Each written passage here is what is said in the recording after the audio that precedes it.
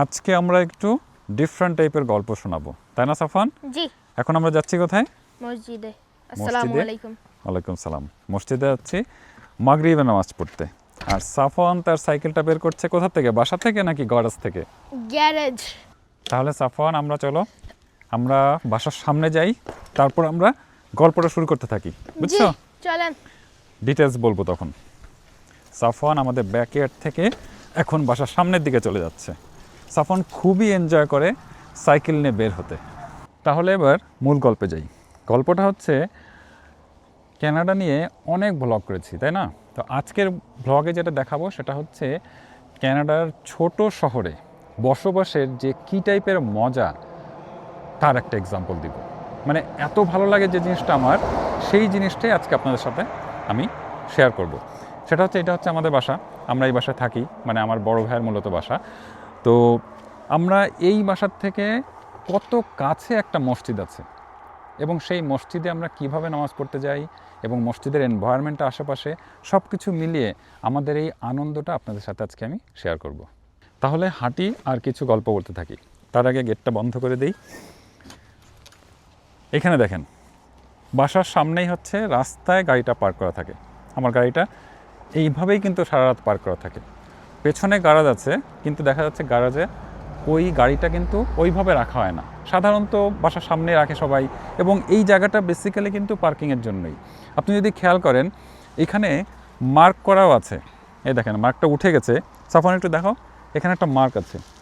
এই মার্কটা হচ্ছে যে হ্যাঁ, এইটা রাস্তা শেষ। এরপরে যে জায়গাটা আছে, এই যে আমি আরেকটু যদি কাছে দেখাবো, দাগটা উঠে গেছে আর কি।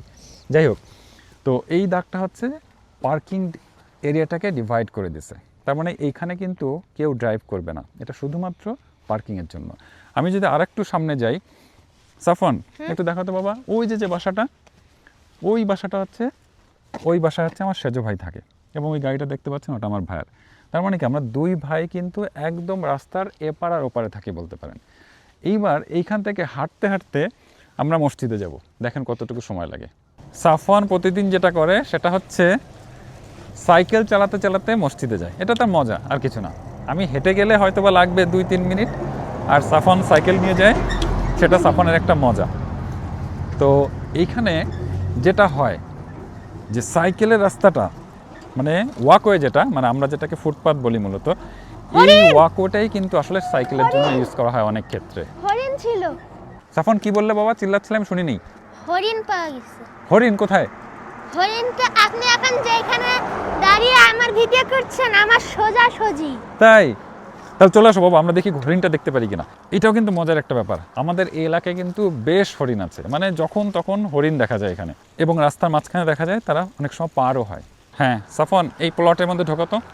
এটা কিন্তু ইমাম সাহেবের বাসা, মানে মসজিদের ইমাম সাহেব এই বাসাতে থাকেন। আমরা মানে এই এলাকাটা পুরোটাই হচ্ছে মসজিদের। আমরা কিন্তু মসজিদে চলে আসছি, মাত্র 5টা কি 7টা প্লট পরেই হচ্ছে মসজিদটা। এবং এই যে বিশাল জায়গা দেখতে পাচ্ছেন না, এটা পুরোটাই হচ্ছে মসজিদের। আলহামদুলিল্লাহ, মাশাল্লাহ, কি সুন্দর জায়গা দেখেন।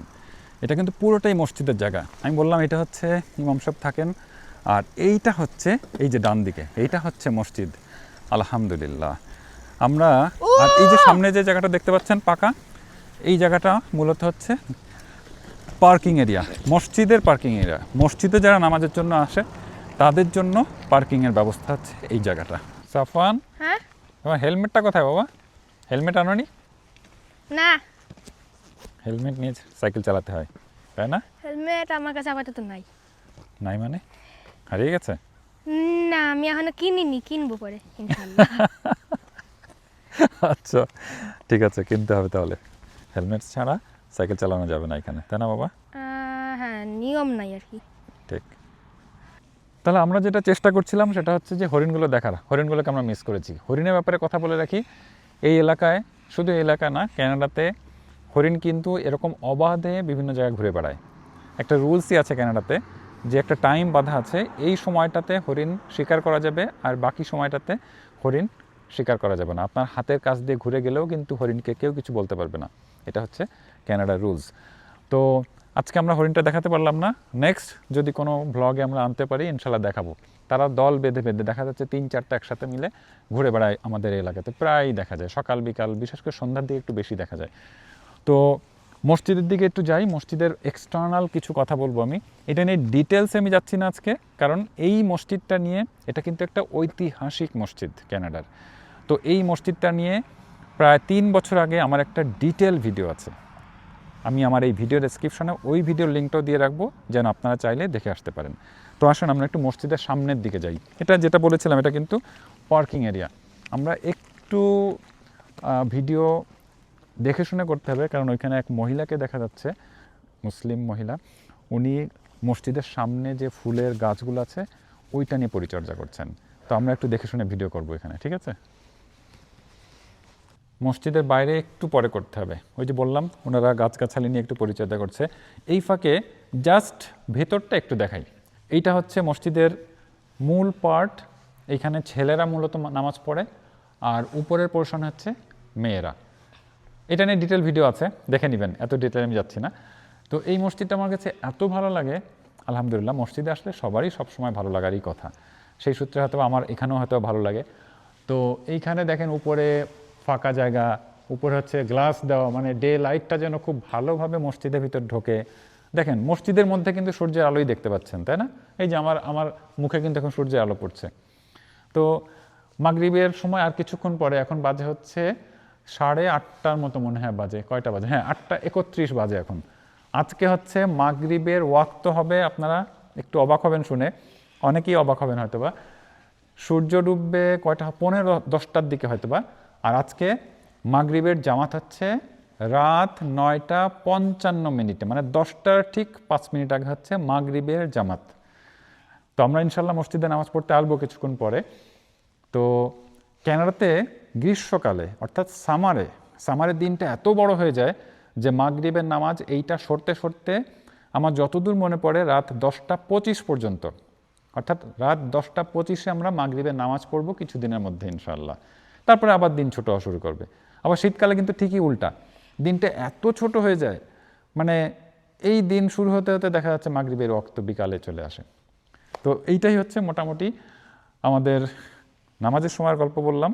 এবার আমরা একটু বাইরে যাব, আর একটু গল্প শুনবো। সাফান কিন্তু এই ফাঁকে মজা করে নিচ্ছে, মন ভরে সাইকেল চালাচ্ছে। আচ্ছা, ওই যে মসজিদটা, এই মসজিদ থেকে কিন্তু আমরা বের হয়ে আসলাম। আর আমরা যদি রাস্তার ওপারে তাকাই, দেখেন এই যে এইটা হচ্ছে একটা স্কুল, আর এইটা হচ্ছে স্কুলের প্লেগ্রাউন্ড। আর এইখানে সূর্যের আলোর জন্য হয়তো ভালো দেখা যাবে না, এখানে কিন্তু আরও একটা স্কুল। তার মানে কি, অল্প স্পেসের, অল্প জায়গার মধ্যে কিন্তু 2টা স্কুল আপনি পাচ্ছেন। আর এইখানে খুবই সুন্দর দৃশ্য আশেপাশে। সত্যিকার অর্থে এই ছোট্ট শহরটা আমার কাছে অসম্ভব রকম ভালো লাগে। তবে একটা জিনিস মনে রাখবেন, ছোট শহর যে সবসময় আপনার জন্য ভালো হবে তা কিন্তু না। কারণ কি, ছোট শহরের কোন লোকেশনে আপনি বাসা নিচ্ছেন বা কোন লোকেশনে আপনি থাকবেন সেটা কিন্তু খুব ইম্পর্টেন্ট। কারণ এই যে লাকলাবিশ টাউন, এই টাউনে যে মানুষগুলো আছে প্রায় 10,000-এর মতো মানুষ আছে ধরেন, কিন্তু এত মানুষের জন্য, সবাই তো মুসলমান না, কিন্তু এত বড় একটা শহরে মসজিদ আছে কিন্তু মাত্র একটা। হয়তোবা আমার বাসার থেকে হেঁটে আসলে মাত্র 1-2 মিনিট লাগে, কিন্তু যারা অন্য জায়গায় থাকে তাদের ওখান থেকে কিন্তু অনেক সময় লাগবে হেঁটে আসতে। তবে সবাই যে আবার হেঁটে হেঁটে আসে তা কিন্তু না, যাদের দূরে বাসা তাদের তো গাড়িতে আসতেই হবে, এটাই স্বাভাবিক, নাহলে সে মসজিদে এসে নামাজ পড়বে কীভাবে। সেই জন্য মেইন যে জিনিসটা বা যে জিনিসটা আপনার মনে রাখতে হবে, আপনি যেখানে বাসা নিচ্ছেন মসজিদের লোকেশন বা আপনার প্রয়োজনীয় জিনিসপত্র কাছাকাছি আছে কিনা সেইটা কিন্তু ভালোভাবে দেখবেন, না হলে কিন্তু ওই ছোট্ট শহর আপনার যন্ত্রণার মূল কারণ হতে পারে। বলছিলাম না ভাই, হরিণ, ওই যে ওই যে ওই যে ওই যে ওই যে দেখেন ওই হরিণটা, সেলিউট স্যার। এই যে এই যে এই যে হরিণ ঘুরে বেড়াচ্ছে, দেখছেন দেখছেন? এই যে সাফান কিন্তু এখানে সাইকেল চালাচ্ছে, এই যে। তার মানে বাই বাই। এটা কিন্তু আমাদের এক্স্যাক্টলি বাসার পিছনে। আমি যদি আপনাকে পেছনের পথটা দেখাই, এই দেখেন আমরা এই পথ দিয়ে, এই যে ওই যে বিল্ডিংটা দেখা, এই বিল্ডিংয়ের পরের বিল্ডিংটা হচ্ছে আমাদের বাসা। বাবা, মানে আমরা ঘুরতে ঘুরতে মূলত হরিণ খুঁজতে খুঁজতেই হরিণ পেয়ে গেছি। হরিণটা ওইদিকে ভালো দেখা যাবে, চলেন জলদি চলেন। চলো আবার ওইদিকে যাই। ওইদিকে চলেন, ঠিক আছে, এদিক দিয়ে। আচ্ছা, ও ওইদিকে যাচ্ছে ভয়ে। সাফওয়ান হ্যাঁ মনে হয় ও এইদিকে আসেনি, বুঝছো? হ্যাঁ আচ্ছা, আমার মনে হয় খোঁজার দরকার নেই বাবা। খোঁজা মানে হচ্ছে ওকে বিরক্ত করা, বুঝছো? পুরোপুরি না, কিন্তু যদি মানুষ দেখে যে আমরা ওরে টার্গেট করে খুঁজতেছি, মানুষ ভাবতে পারে যে আমরা ওকে বিরক্ত করতে যাচ্ছি, কিন্তু ওরা তো আর বুঝবে না যে আমরা বিরক্ত করতেছি নাকি দেখতেছি। যাই হোক, তা এই দেশের মানুষ হচ্ছে প্রাণীদের বিরক্ত করতে দেখলে বকা দেয়। আমি একদিন দেখেছিলাম একদম একটা বাসা থেকে চিল্লায় বলিছে এই। তাই? হ্যাঁ, এর থেকেও জোরে। আমি তো একটু আস্তে করলাম। তোমাকে ধমক দিয়েছিল? না, আমারে না, অন্য একজনকে আমার সামনে। আচ্ছা, সেটাই সেটা একটা বাচ্চা ছিল তাও। সেটাই বাবা, সেই জন্য আমি বললাম যে না, ওদেরকে ফলো করারও দরকার নেই, বুঝছো? হ্যাঁ, আমরা ফলো করছি না। আমরা চলো, আমরা মসজিদের সামনে চলে যাই। হ্যাঁ, মসজিদের সামনে আর একটা জিনিস দেখানোর আমার বাকি আছে। সাফওয়ান, এদিকে আসো। যে জিনিসটা আমি দেখাতে চাচ্ছিলাম, মসজিদের এন্ট্রান্স কিন্তু মূলত ওইদিকে, কিন্তু এইখান থেকে একটা দেখেন সমান রাস্তা তৈরি করে দেওয়া হয়েছে। দেখেন, ওয়াকওয়ের সাথে মেলানো একদম, এটা একদম মসজিদের বারান্দার সাথে মিশে গেছে। দেখেন, এইটা কিন্তু মেইন এন্ট্রান্স না, মেইন সিঁড়ি কিন্তু এইটা হচ্ছে মেইন সিঁড়ি। তাহলে দেখেছেন, এইটার পাশাপাশি আমার মনে কিন্তু একটা প্রশ্ন ছিল, এই পথটা কেন করা হয়েছে? আমি সাফওয়ানের কাছে 2 দিন আগেই জিজ্ঞাসা করলাম, বাবা এই পথটা করার কারণটা কি? আমার মাথায় কিন্তু আসেনি। সাফওয়ান সুন্দর করে বললো, বাবা এইটা হচ্ছে তাদের জন্য যারা হুইল চেয়ারে করে আসবে, অর্থাৎ যারা সিঁড়ি বেয়ে উপরে উঠতে পারবে না, তাদের জন্যই এই সমান পথটা একদম ফুটপাথ, মানে এখানে যারা, যেটাকে বলা হয় ওয়াকওয়ের সাথে মেলানো। দেখেন কত সুন্দর একটা ব্যবস্থা। এটা হয়তোবা সাফওয়ান যেটা বলেছে ওইটাই পারফেক্ট। এই ছাড়া এত বড় পথটা আসলে করার কথা না, যেহেতু এখানে একটা মেন এন্ট্রান্স রয়ে গেছে, মেন সিঁড়ি রয়ে গেছে। তো দেখেন, আলহামদুলিল্লাহ, কত সুন্দর চিন্তাধারা, কত সুন্দর ব্যবস্থা করা মানুষের জন্য, তাই না? সত্যি আলহামদুলিল্লাহ। আর ওই যে বললাম না যে 2 জন মহিলা কিন্তু এখানে কাজ করছিলেন। কি কাজ করছিলেন দেখেন, এই যে সুন্দর সুন্দর ফুলের গাছের টব সাজানো, এইগুলো ওনারা পরিচর্যা করছিলেন, সুন্দর করে গুছিয়ে দিয়ে গেলেন। এবং দেখেন, এখানে রাস্তাটা কিন্তু ভিজা, পুরো রাস্তাটা আবার পানি দিয়ে পরিষ্কার করে রেখে গেছেন। এবং ওই 2 মহিলা হচ্ছেন লেবানিজ মুসলমান। তো আমরা এই জন্যই কিছুক্ষণ ওয়েট করলাম যে এখানে ওনারা কাজ করছিলেন বলে আমি আপনাদেরকে দেখাতে পারছিলাম না। ওনারা অলরেডি চলে গেছেন, এখন এই জায়গাটা দেখাচ্ছি। তো যাই হোক, আজকে আমি চেষ্টা করেছিলাম ছোট্ট টাউনের, ছোট্ট শহরের জীবনটা কেমন হতে পারে, কত গোছানো হতে পারে, সেই জিনিসটা তুলে ধরার। আশা করি আপনাদের ভালো লেগেছে। আমার কিন্তু খুবই ভালো সময় কেটেছে। সাফওয়ান আমাকে যথেষ্ট হেল্প করেছে, সাফওয়ান সাইকেল চালিয়েছে, ফাঁকে ফাঁকে আমাকে ভিডিওগ্রাফিতে সাহায্য করেছে। তো সব কিছু মিলিয়ে সময়টা আমার যেমন ভালো কেটেছে, এই কন্টেন্টটা দেখে আশা করি আলহামদুলিল্লাহ আপনাদেরও অনেক ভালো লেগেছে।